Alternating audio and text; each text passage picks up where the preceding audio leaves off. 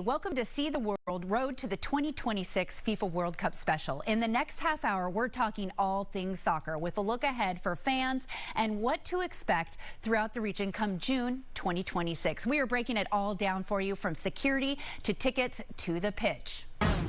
First up, we're checking in on preparations at Sea-Tac International Airport, and that's where we find Perry Cooper, Senior Manager of Media Relations for the Port of Seattle. He's been very busy keeping track of all the upgrades, including new terminals, airport security, and safety. Perry Cooper is an expert when it comes to Sea-Tac Airport. He's been on the job nearly 20 years, so when big events happen, his team is prepared. Well, we're really excited about it because it's what our goal has been for years, which is we really are the welcoming mat for Seattle and the entire Pacific Northwest region when people come to visit. Whether it's you're coming in on a cruise ship to go to Alaska, or you're coming here to Seattle for a conference, business, pleasure, whatever, if it's family, we want to be that place that people go, oh, I'm here. I recognize some of the Northwest feel, the tones, the pictures, the colors that are in the airport, and be relaxed once you get here. So it's that customer service experience that we really want to portray. Sea-Tac is coming off a record year, handling nearly 53 million passengers. SEA is one of the busiest airports in the country, averaging more than 61,000 people daily, and it's only going to get busier, especially in 2026, with the airport one of the gateways to the World Cup. We are expecting, actually the whole region is expecting about 750,000 people to come into the region just within a 6-week period. What that's going to mean for us here at the airport, we're still a little bit unsure. Really, it's going to be based upon what teams and what countries are going to end up coming to this area to play. But we are looking ahead and trying to prepare and figuring out what can we do from a customer service experience standpoint to make this a welcoming space. And when it comes to security, it's more than one team that will keep you safe at Sea-Tac. Security is something that we don't want them to have to think about, but just be assured that it is there.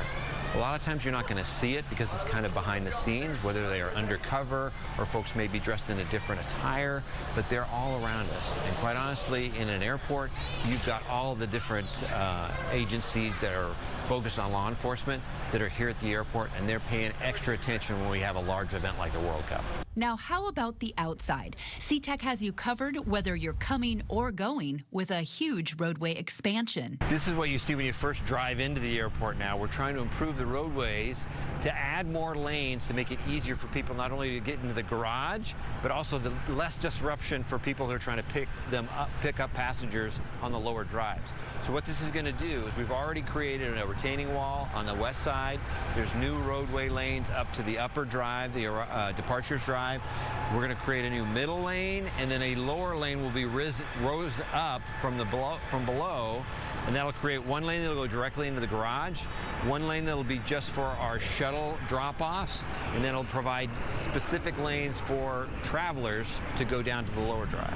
Over the past few years, SEA continues building comfort for passengers, adding new cuisine and restaurants, lounges and hangout spaces to make everybody feel welcome. So Perry, where are we now? What's going on out here?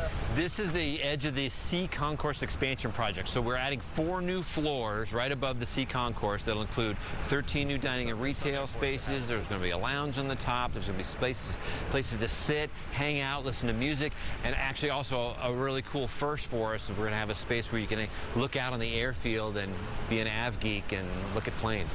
Oh, that's so cool. And this is amazing for travelers, specifically coming for World Cup, a lot going on, and they can just hang out wherever they want, right? They can always find a spot in the airport.